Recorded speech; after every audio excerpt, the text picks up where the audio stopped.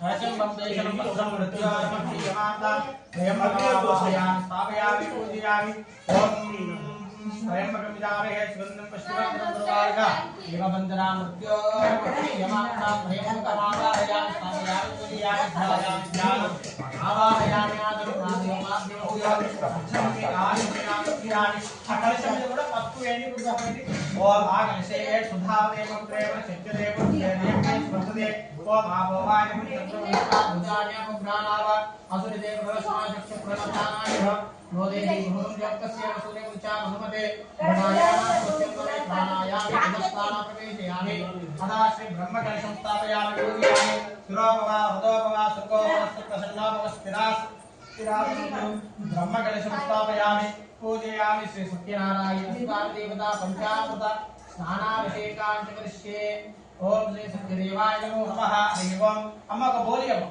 बोला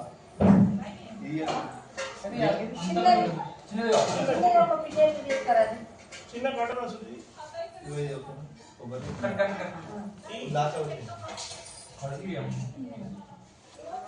చిన్నది జమీన్ అడగడానికి కడిగి ఇదా అదా అది కొబ్బరి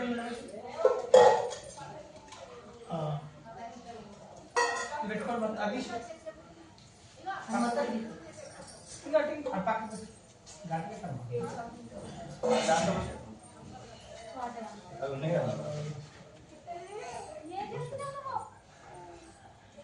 ओम नमो स्तुरंताय सहस्रमूर्ते सहस्रपादा शिशिरोपाहे सहस्रनाम्ने पुरुषाय अमित सहस्रकोटि युगधारिणे नमः ओम श्री सत्यनारायण स्वामी देवताभ्यो మీరు సత్యనారాయణ జాగ్రత్తగా పెట్టండి శ్రీ వీర వెంకటరమ సీత సత్యనారాయణ స్వామి దేవతాభ్యో నమో నమః అమ్మ ఇలా పాలు పెరుగు చక్కెర అన్ని వేసి రెల్ల అక్క పాలు మీ దగ్గరనే ఉంది ఏది బాటిల్ చక్కెర వేసిరా అయ్యలేదు మొత్తం పెరిగేనా మొత్తం మొత్తం వస్తుందా మరి తీర్థం ఇది పాలాట ఇది పెరుగు ఏనా చక్కెర వేసి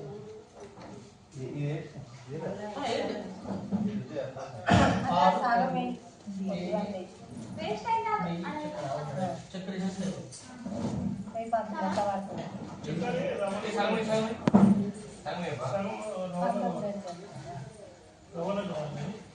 అదే కాంతి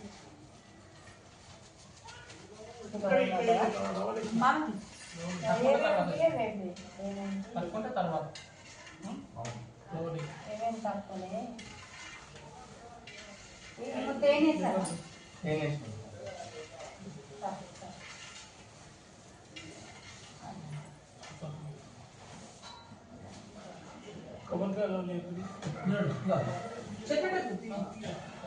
ओम बच्चम योरावणीमहे गातं विष्णायां भागं विष्णुपते देवे स्वस्तिरस्वनः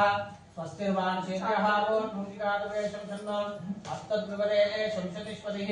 ओम शान्ति शान्ति शान्तिः सहस्रजेर्षा पुरुषः सहस्राक्षः सहस्रपात्रको सहस्रपात् सभोगं विश्वतो कृत्वा अत्यधिष्ठतिशाङ्गुलं पुरुषयेवे पट्टु अत्यधिष्ठतिशाङ्गुलं पुरुष एवेदं सर्वं यद्भूतं यच्चमव्यमृतामृतत्व शेषानः यतन्नेनातिरोहनेतावास्य महिमातो अध्यायागच्छपुरुषः पादोस्य विश्वाभूतानि त्रिपादस्य अमृतं निवे त्रिपादोर्ध्वैरे पुरुषः पादोस्येह भवात्मनः ततो विश्वा अध्यर्घटनावदो शासनाचने तस्मात् विराजराजितः विराजो अधिपुरुषः सजातो अत्यरिच्यतः अख्याद्भूमेवदोपरः यत् पुरुषेण अभिजाः देवाय गमतन्मता वसन्तोऽस्य सीताख्यं वेश्म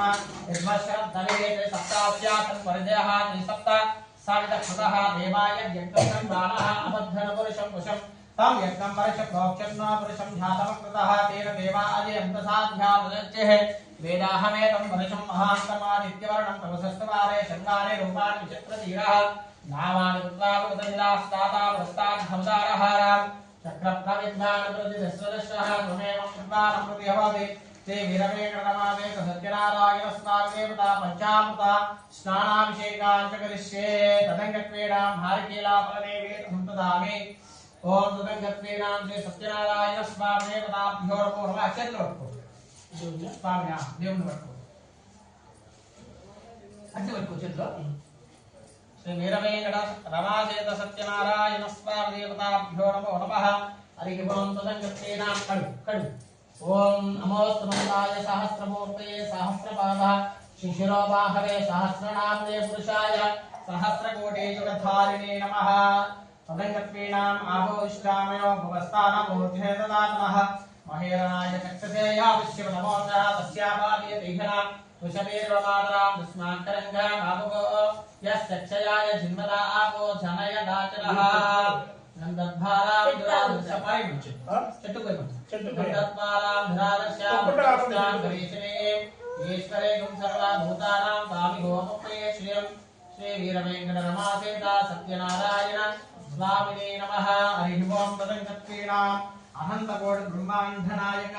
శ్రీ లక్ష్మీనారాయణ స్వామి దేవతా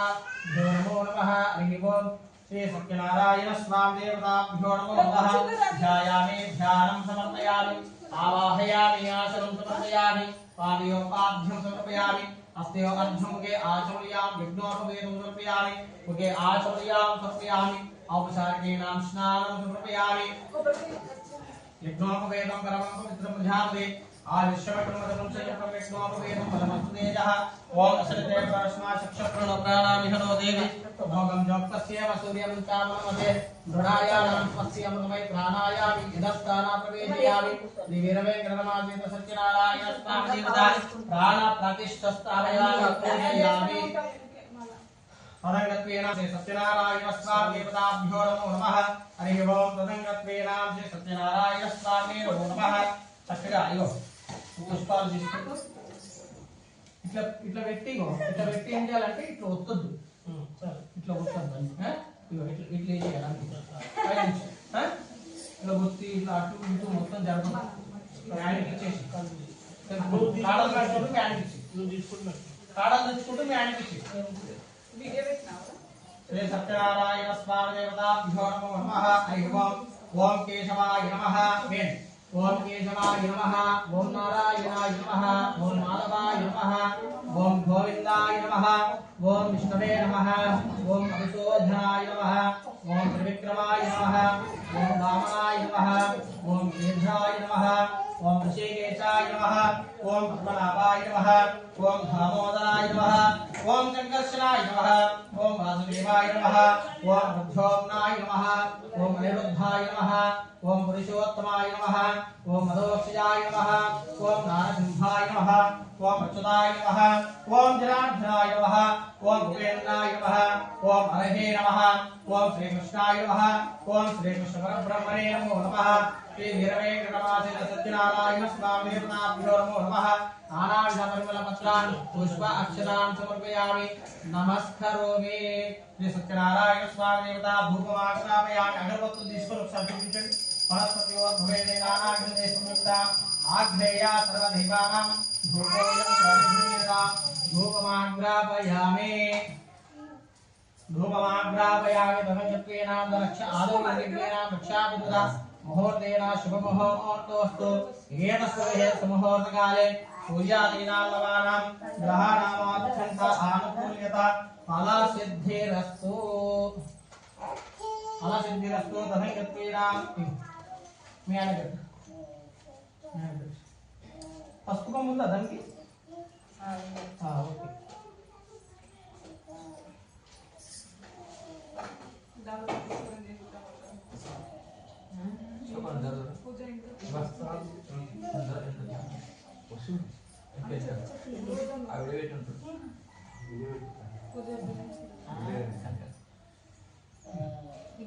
కట్టేసి పసుపు ఇంకో ఈ కంకణాలన్నీ అందరూ ఇక్కడ ఇక్కడ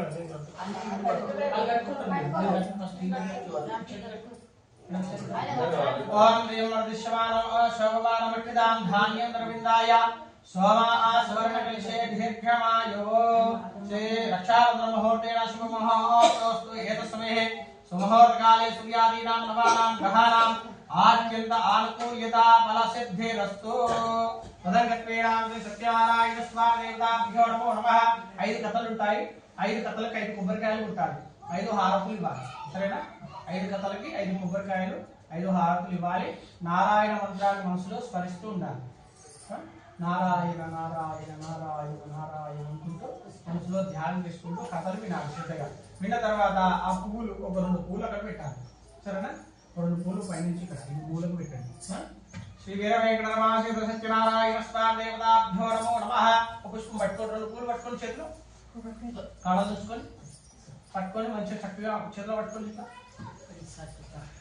నేను కథలు చెప్తా ఉంటాను శ్రద్ధగా వినాలి అయిపోయిన తర్వాత ఆ పువ్వులు ఇక్కడ పెట్టి నమస్కారం చేసుకొని కొబ్బరికాయ కొట్టు సరేనా శ్రీ సత్యనారాయణ స్వామి దేవత వ్రతకథ ప్రారంభ అద శ్రీ ప్రథమోధ్యాయం అనగా 1వ కథ మరి పూర్వకాలంలో మరి ఏకదా నైవేశ్వరణ్యంలో ఉన్నటువంటి శౌనకాది మహామునులు కోటి శుక్రవారం అడుగుతా ఉన్నారట మరి ఏమని అడుగుతా ఉన్నారు అయ్యా అంటే పూర్వకాలంలో ఏ తపస్సును చేసినా ఏ పూజను చేసినా ఏ నోమును వచ్చినా కోరిన కోరికలు తీరుతాయో సిద్ధిస్తాయో అట్టే వ్రతమును గాని తపస్సును గాని పూజను గాని ఉంటే తెలియజేయమని శుక్రవారిని అడుగుతున్నారట ఎవరు శౌనకాది మహామునులు మరి పూర్వకాలంలో ఇదే సందేహము వచ్చిందట ఎవరికి వచ్చింది నారదుడికి వచ్చిందట నారద మహామంతుల వారికి వచ్చిందట మరి ఏం చేశాడు నారదుడు అంటే విష్ణులోకానికి వెళ్ళిందట మరి విష్ణులోకంలో ఎవరు ఉంటారయ్యా అంటే విష్ణుమూర్తి ఉంటాడు ఆ విష్ణుమూర్తి అంతా కూడా నారదుడికి వివరంగా తెలియజేసిందట ఆ వివరంగా తెలియజేసిన విషయం అంతా కూడా ఓ మునులారా మీకు చెప్తా ఉన్నాను ఇప్పుడు మీరు శ్రద్ధగా వినండి అయ్యా అని చెప్తున్నారట శుక్రవారం పూర్వకాలంలో నారదుడు సకల లోకములు తిరుగుతూ సకల లోకములు అంటే ఏమిటయ్యా అంటే అదల వితల సుతల మహాదల తలాదల రసాదల సప్తలోకాలు మరి ఈ యొక్క లోకాలన్నీ కూడా సంచారం చేసుకుంటూ నారాయణ మంత్రాన్ని మనసులో స్మరించుకుంటూ భూలోక ప్రవేశం చేసినాడట నారదుడు మరి భూలోకంలో ఎవరు ఉంటారయ్యా అంటే మనుషులు పశుపక్షాలను జీవిస్తూ ఉంటాయి మరి భూలోకానికి ఆ నారదుడు రాగానే మనుషులు ఎలా ఉన్నారు ఎలా జీవిస్తా ఉన్నారు అంటే చాలా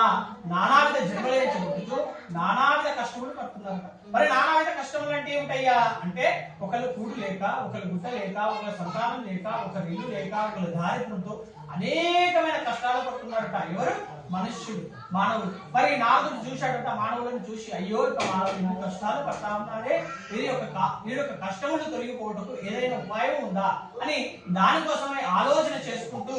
నారాయణ నారాయణ నారాయణ నారాయణ నారాయణ అనుకుంటూ విష్ణులోకానికి వెళ్ళిందట మరి విష్ణులోకంలో ఎవరు ఉంటారు అంటే శ్రీ మహావిష్ణువు ఉన్నాడు మరి నారదుడు విష్ణులోకానికి వెళ్ళగానే ఆ స్వామి వారిని చూసి మైమర్చిపోయాడట అంటే ఆనందము పట్టలేక స్వామి వారిని చూసి మర్చిపోయినట వచ్చిన విషయం మర్చిపోయి స్వామివారిని ఇలా పొగుడుతున్నాడట మరి స్వామివారు ఎలా ఉన్నాడు పొగడడానికి ముందు స్వామివారు ఎలా ఉన్నాడు అయ్యా అంటే తెల్లని శరీర ఛాయ గలవాడై శంఖము చక్రము గద పద్మము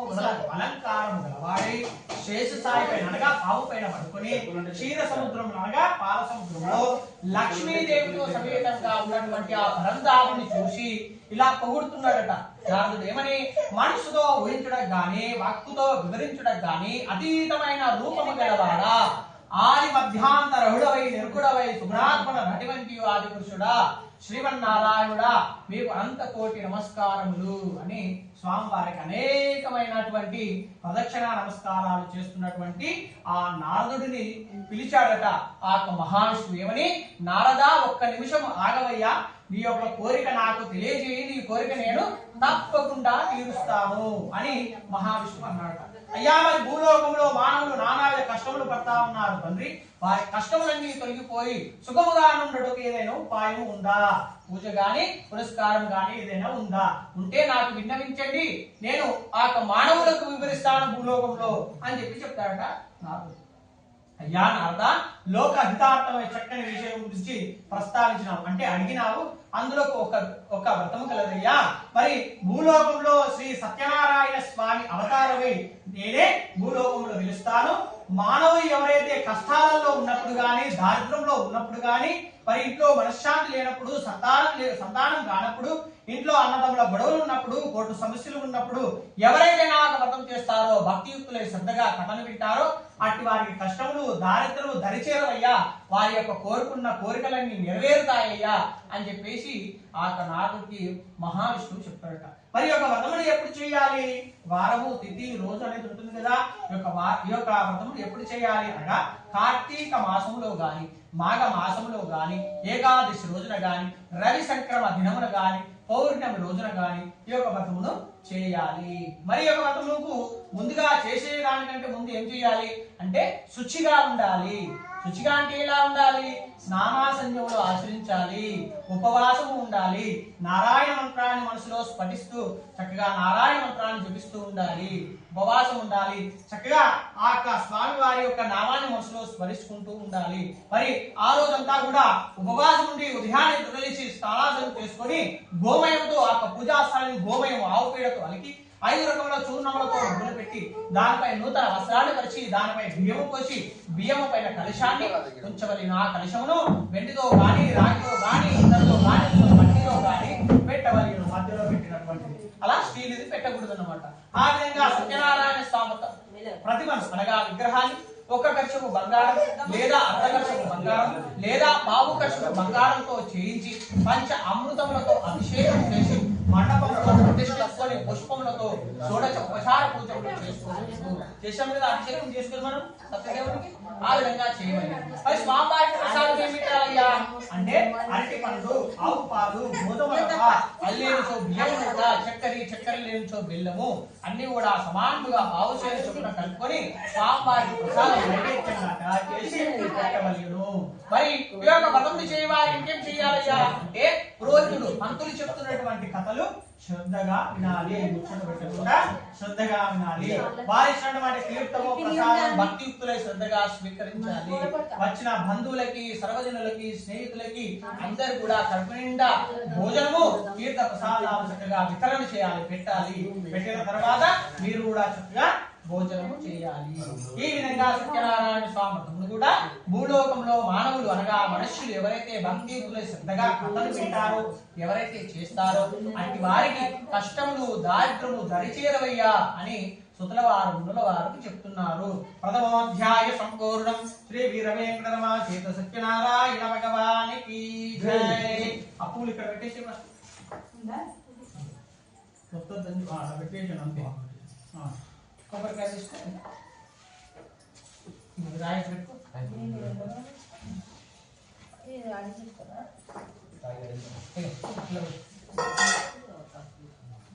ఈ ప్రసాదంలో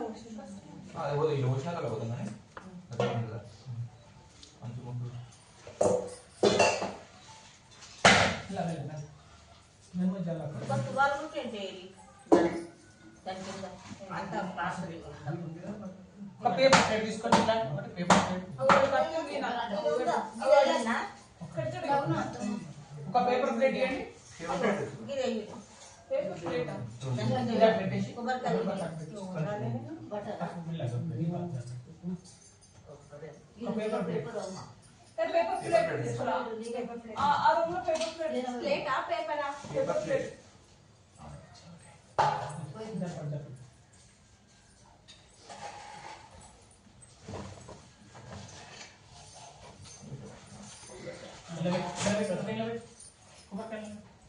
ఓం భూర్భువస్సువరం తస్సవితుర్వరేణ్యం భర్గో దేవస్య ధీమహి ధియో యో నః ప్రచోదయాత్. ఓమాపో జ్యోతిర్గం బ్రహ్మ భూర్భువస్సువరం శ్రీ సత్యనారాయణ స్వామి దేవతా నారికేళామనైవేద్యం సమర్పయామి. అష్టప్రక్షాళం పాదో ప్రక్షాళయామి. ఆనందమంగళ కర్పూర నీరాజనాదీపం సందర్శయామి. శ్రీ సత్యనారాయణ స్వామి దేవతానందమంగళ నీరాజనాదీపం. ఓం శ్రీయంకాంధాయ కళ్యాణనిధేనాం శ్రీ వెంకటనివాసాయ శ్రీనివాసాయ మంగళం. మంగళం ప్రసన్నతాయ మహనీయ గుణాత్మనే చక్రవర్తి సునూథాయ సార్వభౌమాయ మంగళం. వేద వేదాంత వేద్యాయ వేదశ్యామ ముహూర్తేన పుంసాం మోహన రూపాయ పుణ్యశ్లోకాయ మంగళం. మంగళాచార్య పురోగమే మదాచార్య పురోగమే సర్వేచ్ఛ పూర్వే ఆచార్యే శత్రుదాయ. నమస్కారం. బోల్ సత్యనారాయణ భగవానికి జై. మదంజత్వేనాం అనంతకోటి బ్రహ్మాండ నాయకాం అదాసే ద్వితీయ అధ్యాయం అనగా రెండవ కథ. మళ్ళా 2 పుష్పాలు పట్టుకోండి, చెర్రు కదా. ఆ దీపం అంటుకుంటుంది, కవర్ అంటుకుంటుంది.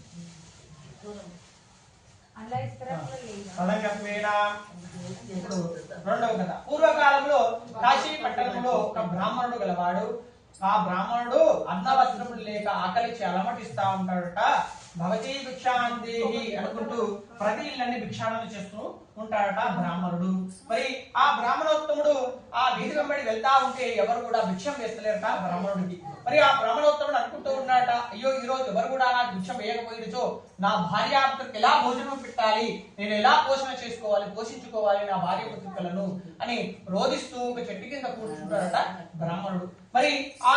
సత్యనారాయణ స్వామి వారికి బ్రాహ్మణోత్తముడు అంటే చాలా ఇష్టమట. మరి ఒక వృద్ధ బ్రాహ్మణ రూపం ధరించినటువంటి సాక్షాత్ ఆ శ్రీ వీరవేంకట రమాచేత సత్యదేవుడు భూలోకానికి వచ్చిందట. వచ్చి ఆ బ్రాహ్మణోత్తముడిని అడుగుతా ఉన్నట్టు, పోయి బ్రాహ్మణుడా, నువ్వు వేద విద్యుడు కదా, సకల వేదాలు నేర్చుకున్నావు, ఎందుకు ఇలా భిక్ష పడుకుంటా ఉన్నావు అయ్యా అంటే, అయ్యా నేను వేద విద్యుడనే సకల వేదాలు నేర్చుకున్నాను, కాబట్టి నేను ఇప్పుడు ప్రస్తుతానికి చాలా దారిద్ర్యంతో అల్లడిల్లుతా ఉన్నాను. మరి నా దారిద్ర్యము కష్టములన్నీ కూడా తొలగిపోవడం ఉపాయం ఏదైనా ఉంటే నాకు విన్నవించండి స్వామి అని ఆ బ్రాహ్మణోత్తముడు అడుగుతా ఉన్నాడు. అయ్యా దానికి ఒక ఉపాయం కలదయ్యా, శ్రీ సత్యనారాయణ స్వామి వ్రతమనే మహిమ గల్ల వ్రతం ఒకటి ఉన్నదయ్యా. మరి నువ్వు నీ భార్యతో కలిసి చక్కగా నీ గృహంలో ఈ యొక్క వ్రతం చేస్తే నీ కష్టములు దారిద్ర్యం తొలగిపోతాయని చెప్పేసి అక్కడి నుంచి వెళ్ళిపోతాడు సత్యదేవుడు. వెళ్ళిపోగానే ఈ యొక్క వ్రతం యొక్క విధి విధానం అంతా కూడా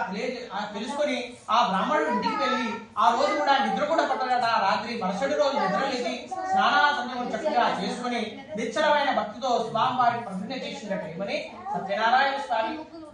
ఈ రోజు లభించినటువంటి భిక్షముతో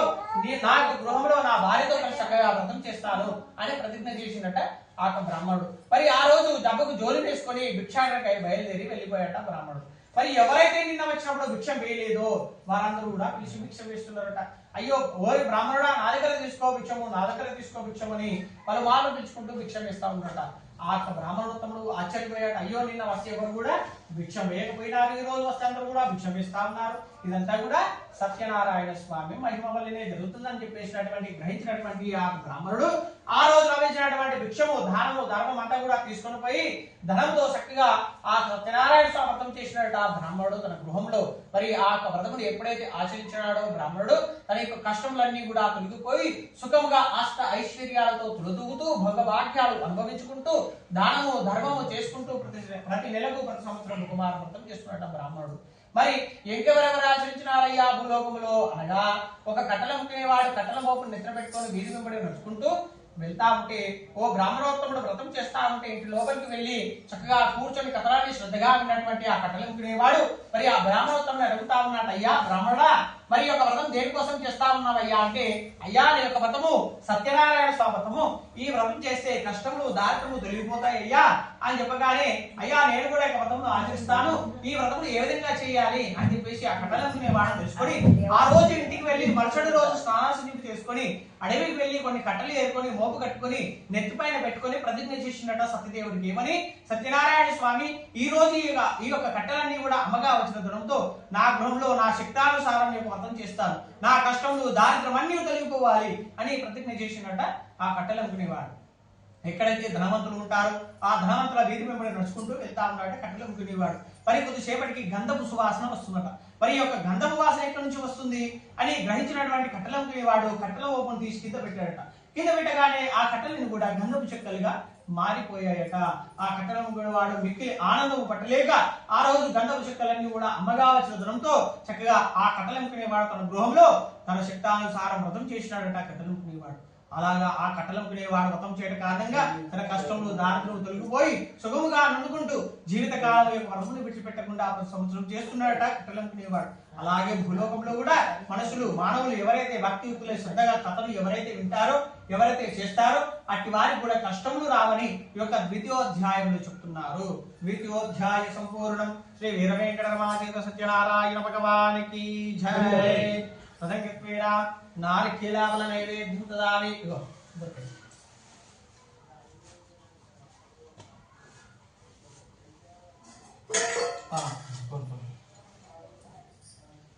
కొట్టుకుంటారు పోయి ఎందుకు నెత్తికోటి మెడలోటి కాలుకోటి చేతికోటి ఎందుకు అవన్నీ ఎందుకు పెట్టుకున్నావు ఒక్కటి బియ్యం వచ్చినప్పుడు బాగున్నా పెద్ద మనిషి ఇలా పెట్టి ఫస్ట్ ఇలా పెట్టిన తర్వాత ఓం భోర ఉపస్మరం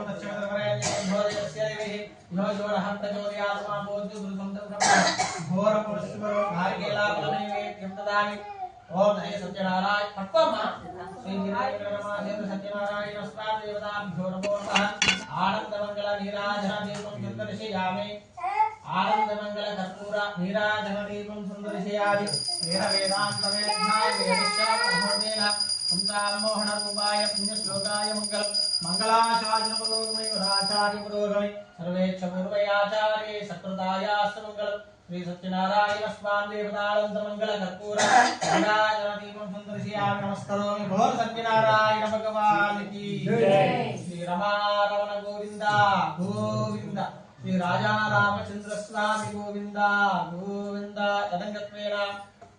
అదా శ్రీ తృతీయోధ్యాయం అనగా 3వ కథ పూర్వకాలంలో మళ్ళీ కథ వివరిస్తా ఉన్నాను శ్రద్ధగా వినండియ్యా అని చెప్తున్నారట సుతులవారు పూర్వకాలంలో ఉల్కాముకుడనే రాజు గలవాడు ఆ రాజుగారు ఇంద్రులను జయించిన వాడి సత్యవంతుడు ధర్మవంతుడు తన భార్య మంచి సౌభాగ్యవతట మంచి గుణవతట వారిద్దరు కూడా భద్రశీల నదీ తీరంలో శ్రీ సత్యనారాయణ స్వామి చేస్తా ఉన్నారట మరి ఎందుకోసం చేస్తున్నారు ఆ యొక్క ఉల్కాముకుడి యొక్క భార్య పని లేదా అంటే ఉంది మరి ఎందుకు అనగా తనకు బిడ్డలు ఉన్నారట కానీ కొడుకులు లేరట అంటే పుత్ర సంతానం లేదు వారు పుత్ర సంతానం కొరకే వ్రతం చేస్తా ఉన్నారట నదీ తీరంలో ఒక చెట్టు కింద కూర్చొని ఓరో ఉల్కాముకుడి భార్య ఉల్కాముకుడు మరి ఆ పక్కనే ఉన్నటువంటి నదీ తీరంలో వైశ్యుడు వ్యాపార నిమిత్తము చేసుకుని ఆ నదీ తీరంలో వస్తా ఉన్నాడు మరి వైశ్యుడు అంటే ఎవరయ్యా ఎవరు వైశ్యులు అంటే వైశ్యులు అంటే కోమటోళ్ళు అనే వైశ్యులు అంటారు ఆ వైశ్యుడు ఏం చేశాడు వ్యాపారం చేసుకుని భారతదేశంలో వస్తున్నాడు నదీ తీరంలో వస్తా ఉంటే ఆ ఉల్కాముకుడు చేస్తున్నటువంటి వ్రతమును చూసినాడట ఆ వైశ్యుడు కోమట ఆయన చూసి వచ్చి కూర్చున్నాడట ఇళ్ళని మీరు ఎలా కూర్చున్నారో అలా కూర్చొని కథలు శ్రద్ధగా విన్నాడట విన్న తర్వాత చక్కగా తీర్థం తీసుకొని ప్రసాదం తీసుకొని చక్కగా ఉల్కాముకుడిని అడుగుతున్నాడట ఏమని అయ్యా మరి రాజుగారి యొక్క వ్రతమును ఎందుకోసం చేసినావు అయ్యా పూజ ఎందుకోసం చేసినావు ఈ పూజ ఎందుకు చేస్తున్నావు చేస్తే ఏ ఫలితం కలుగుతుంది అని అడుగుతా ఉన్నట్టు అయ్యా మరి నాకు బిడ్డలైతే ఉన్నారు కానీ కొడుకులు లేరు మరి పుత్ర సంతానం కలగాలని చక్కగా సత్యనారాయణ స్వామి వ్రతం చేస్తా ఉన్నానని చెప్పినాడు చెప్పగానే అయ్యా మరి మీరు పుత్ర సంతానం కొరకే వ్రతం చేస్తా ఉన్నారు మరి నాకు అసలే సంతానం లేదు మొత్తమే సంతానం లేదు నేను కూడా ఇక వ్రతం చేస్తాను ఈ యొక్క వ్రతం యొక్క విధి విధానం అంతా కూడా నాకు వివరించండి చక్కగా అని అడిగిందట అడగానే చక్కగా ఉల్కాముకుడు చెప్పినట ఆ వైశ్యుడికి కోమటానికి చెప్పినట్టు చక్కగా విన్నాడట విన్న తర్వాత ఇంటికి వెళ్ళినట్ట ఇంటికి వెళ్ళిన తర్వాత లీలావతితో చెప్పిండట మరి లీలావతి ఎవరు పక్కింటామన్నా కోమటాయన భార్య ఆ వైశ్యుడి యొక్క భార్య పేరు లీలావతి అట లీలావతి సత్యనారాయణ స్వామి చేస్తా ఉన్నాడు ఉల్కాముకుడైన రాజుగారు పుత్ర సంతానం గురించి మరి దేవి ఇద్దరం కలిసి వ్రతం చేద్దాము అని ఇద్దరు కూడా ప్రతిజ్ఞ చేసిరట ఏమని సత్యనారాయణ స్వామి మాకు సంతానం లేదు తండ్రి సంతానం కలిగితే నా శక్తానుసారం నా గృహంలో ఈ యొక్క వ్రతం చేస్తాను అని ఇద్దరు కూడా లీలావతి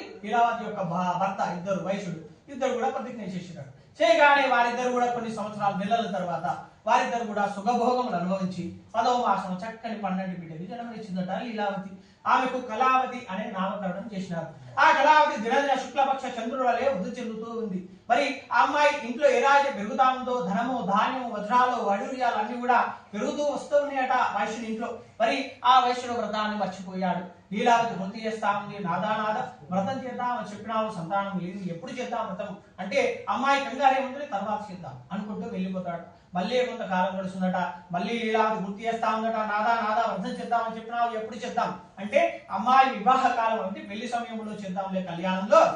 తొందరే ఉంది అనుకుంటూ వెళ్ళిపోతాడు అమ్మాయికి యుక్త వయసు రాని అంటే కళ్యాణ గడులు రాని వస్తాయట మరి ఒక దూతను పిలిచినాడట దూతను పిలిచి నేను ఎలా అయితే లక్షాధికారుడు ఉన్నానో నా అల్లుడు నాకన్నా ధనవంతుడుగా చక్కగా అందంగా ఉండాలి మంచి వరుణ్ణి తీసుకురామని చెప్పేసి ఒక దూతను పంపిస్తాడట ఎక్కడికి పంపిస్తాడు కాంచన నగరం అనే నగరానికి పంపిస్తాడు ఆ నగరంలో చంద్రకేతు మహారాజు పరిపాలన చేస్తూ ఉంటాడు ఆ చంద్రకేతు మహారాజు పరిపాలన చేస్తున్నటువంటి రాజ్యంలో ఇద్దరు దొంగలు పడతారట ఆ దొంగలు ఎవరయ్యా అంటే మరి ఆ స్వామివారు పంపించిన మాయా దూతలు. ఆ మాయా దూతలు ఏం చేస్తారు, ఆ యొక్క రాజ్యంలో పడే కొంత ధనాన్ని కొలుగొట్టే పరిగెడుతూ ఉంటారట. పరిగెత్తుతూ ఉంటే మరి ఆ యొక్క వైశ్యులిద్దరు